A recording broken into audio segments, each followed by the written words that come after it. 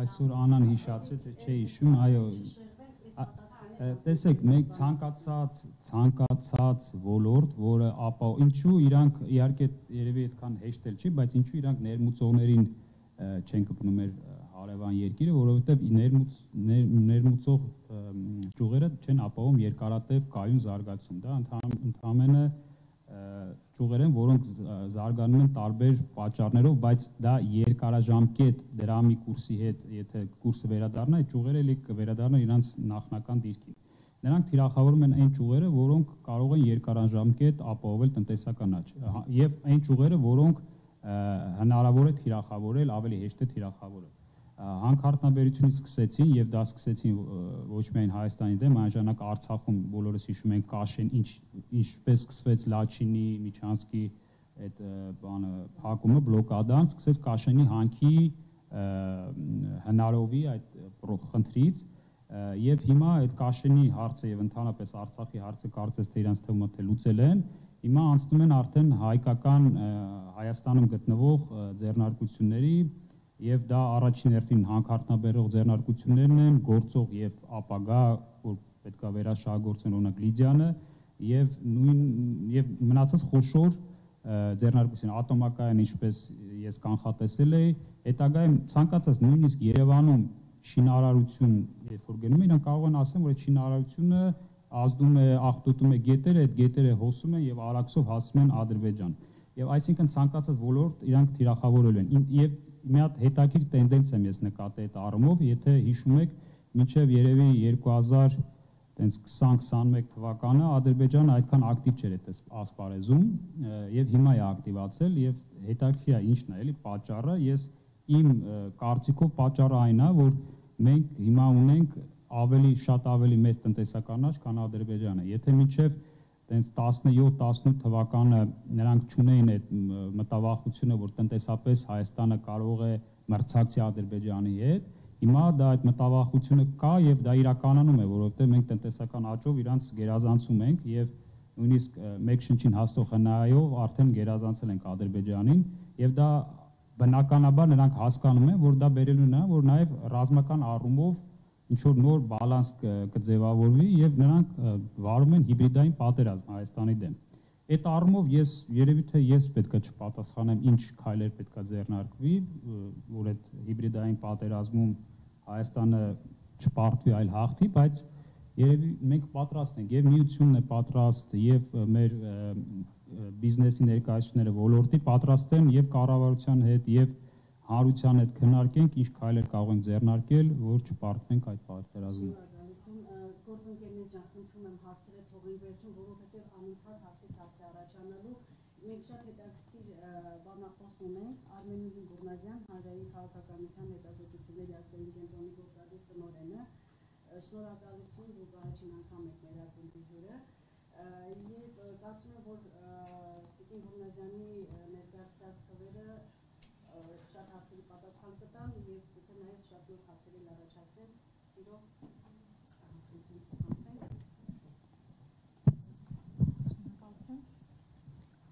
Քանի որ իմ գործընկերների կողմից արդեն բավական ծավալուն ինֆորմացիա տրվեց, ապա ես կկատարեմ ինչ-որ չափով ամփոփում միտումների։ Նախ պետք է հասկանանք, թե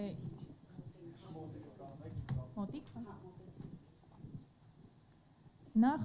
կարևոր է հասկանալ, թե ինչպիսի միտումներ ունեն տնտեսական ցուցանիշները եւ քանի որ արդեն որոշակիորեն ամփոփվել են հունվար-նոյեմբեր ամիս 2023 թվականի հունվար-նոյեմբեր ամիսների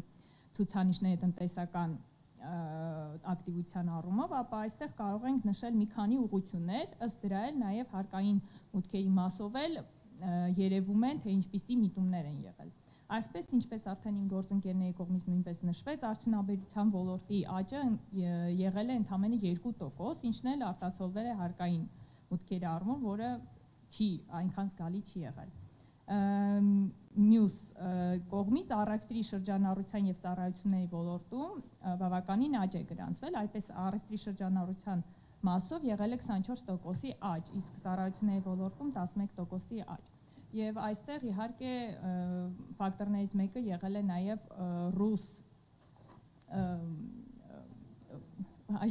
ռուս-ուկրաինական կոնֆլիկտը, որի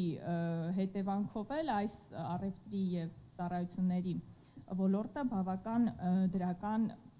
տեղաշարժ է ունեցել։ Սակայն այս առումով պետք է հաշվի առնել, որ այս աճի միտումները գնալով նվազելու են, քանի որ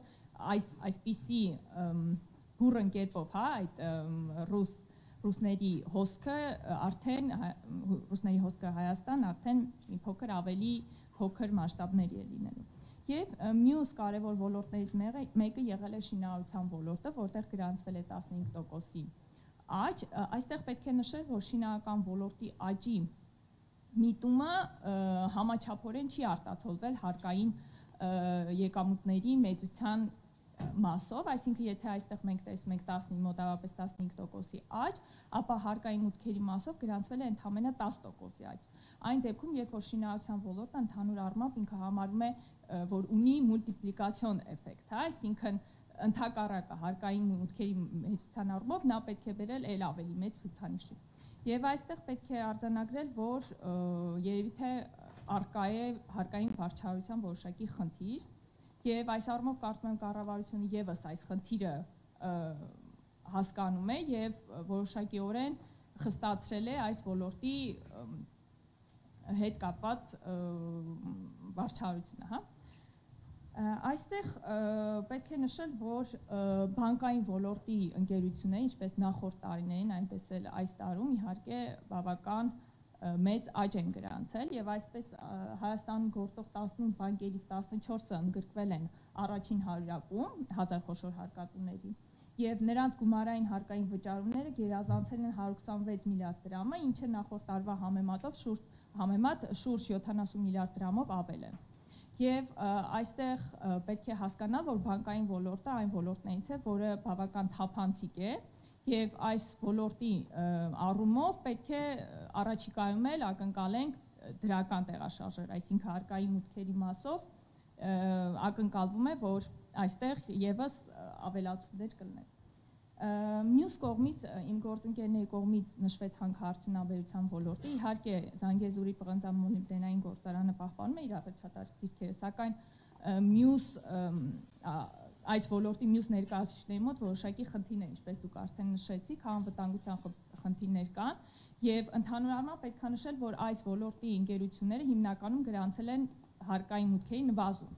Այսպես Զանգեզուրի պղնձամոլիբդենային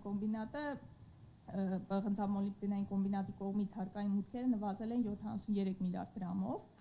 Ագարակի պղնձամոլիբդենային կոմբինատը 16.1 միլիարդ դրամով, իսկ Թեղուտինը 8 միլիարդ դրամով։ Եվ այստեղ իհարկե հարկ է նշել նաև Սոտքի հանքավարի մասին, որտեղ կան նաև անվտանգային խնդիրներ, այսինքն ընդհանուր առմամբ առաջիկայում հաշվի առնելով նաև արտաքին գործոններ, պետք է ակնկալել, որ այս ոլորտի հարկային մուտքերը ամեն դեպքում նվազման միտում պետք է ունենան։ Եվ այս առումով իհարկե նաև տնտեսության դիվերսիֆիկացիայի առումով էլ կառավարությունը մտածում է այս ճյուղը ինչ-որ այլ ճյուղերով փոխարինելու մասին։ Եվ այս առումով շինարարության ոլորտը կարող էր, այսպես ասած, լավ համապատասխան լինել, սակայն ինչպես արդեն տեսանք, այս մասով որոշակի խնդիրներ կան։ Մյուս կարևոր միտումը այն է, որ ցանկում ամեն դեպքում դիվերսիֆիկացիայի խնդիրը հաշվի առնելով, ամեն դեպքում տեսնում ենք, որ այս 1000 խոշոր հարկատուների ցանկում կան նոր ընկերություններ, այսպես 237 նոր խաղացողներ մտել են այս ցուցակի մեջ, եւ սա խոսում է այն մասին, որ ամեն դեպքում բիզնես միջավայրում այդ լճացման process-ը չկա, այլ ինչ-որ չափով այդ միջավայրը, դրական բարելավման ինչ-որ ցուցանիշներ է ցույց տալիս։ Եվ այստեղ, ինչպես արդեն նշվեց իմ գործընկերների կողմից, այստեղ կարևոր օրինակ մի քանի ընկերությունների նոր խաղացողների մասին կարելի է նշել, դա օրինակ Mobile Center Art ընկերությունն է, որը 28.5 միլիարդ դրամով աճ է գրանցել, արդեն նշված Wildberries ընկերությունն է 25.7 միլիարդ դրամով աճ է գրանցել, եւ Pretty-Way նույնպես նշվեց արդեն 24.8 միլիարդ դրամով էլի աճ է գրանցել։ Այս օրինակ Mobile Center Pretty-Way ընկերությունների այս հարկային մուտքերի ավելացումը իհարկե նաև կարող է կապված լինել ռուս զբոսաշրջիկների ավելացումով, ինչպես արդեն նշվեց, իրենք գնում են այդ տեխնիկան, ինչ որ կահույքը կամ օգտվում են հեռախոսներից եւ այս առումով այստեղ իհարկե առաջիկայում որոշակի, այսպես ասած, լճացման միտում կարելի է, հա, ակնկալել, այսինքն այս տեմպով իհարկե առաջանցիկ աճ չի գրանցվել։ Մյուս կարևոր ոլորտ իհարկե մեր պետության համար նաև ռազմավարական պետք է դիտարկել ՏՏ ոլորտը, որը պետությունը պետք է ամեն կերպ այնպես անի, որ ՏՏ ոլորտի ընկերությունները էլ ավելի աճ գրանցեն եւ նաեւ հարկային մուտքերի մասով, քանի որ եթե հաշվի առնենք մեր պետության այժմյան վիճակը, հա, անվտանգության տեսանկյունից, արտաքին գործոնների տեսանկյունից, ապա երկու ոլորտ է, որը կարող է քիչ ազդեցության տակ ընկնել այդ գործոններից, դա բանկային ոլորտն է եւ ՏՏ ոլորտն է։ Այսինքն, եթե Աստված ոչ անի հաշվի առնենք ինչ որ անվտանգային խնդիր լինի, ապա այս երկու ոլորտները այն նրանք են, որոնք կարող են հարկային մուտքեր ապահովել, քանի որ իրենք այնքան էլ կախված չեն, հա, այդ երկու իմ նշած արտաքին գործոններից։ Եվ այստեղ պետք է նաև մի միտում եւս կարևոր նշել, դա այն է, որ ուղղակի հարկերը ընդհանուր հարկային մուտքերի մեջ բավական աճել են եւ ուղղակի հարկերը դրանք եկամտահարկը եւ շահութահարկն են եւ այս առումով դա կարելի է դրական միտում համարել, քանի որ սրանք այն հարկատեսակներ են, որը այսպես ասած գործատուները կամ մարդիկ փորձում են ճակատավոր թաքցնել։ Եթե անուղղակի հարկերը որոշակիորեն, օրինակ առևտրի ոլորտում ընկնում են, հա, գնորդների վրա, օրինակ ավելացված արժեքի հարկը կամ ակցիզային հարկը, ապա ուղղակի հարկերը դրանք այն հարկերն են, որը ուղղակիորեն, հա, գործատուների կողմից վճարվում են։ Եվ այս առումով իհարկե պետք է նշել, որ այստեղ երևում է հարկային վարչարության որոշակի բարելավում։ Այսքան երևույթը։ Այո, իհարկե, նաև հնդիկ այդ աշխատողների ավելացումը նույնպես ինչ որ ազդեցություն ունեցել է։ Ամեն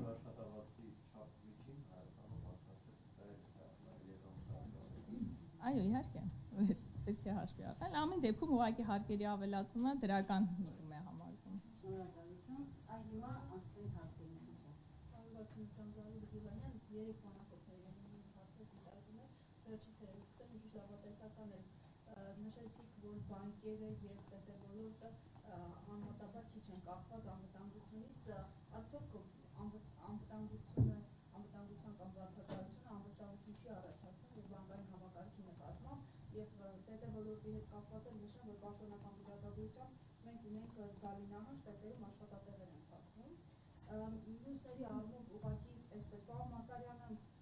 խոսեց ընդհանուր տնտեսական կառուցվածքի չփոփոխվելու մասին, արդյոք կարող ենք համարել, որ այս իշխանությունները տապալել են խոստացած տնտեսական հեղափոխությունը եւ ինչ անել, որ ի վերջո փոխվի տնտեսության կառուցվածքը, կոնկրետ ինչ գործնական քայլեր ակնկալել տնտեսական քաղաքականություն վարողներից եւ պարոն Ջահանյան, դուք հաշվի առնելով անդրադարձակ թուրք-ադրբեջանական տանդեմի պահանջներին, թիրախներին, այսօր պետությունը տարբեր խոսափողներով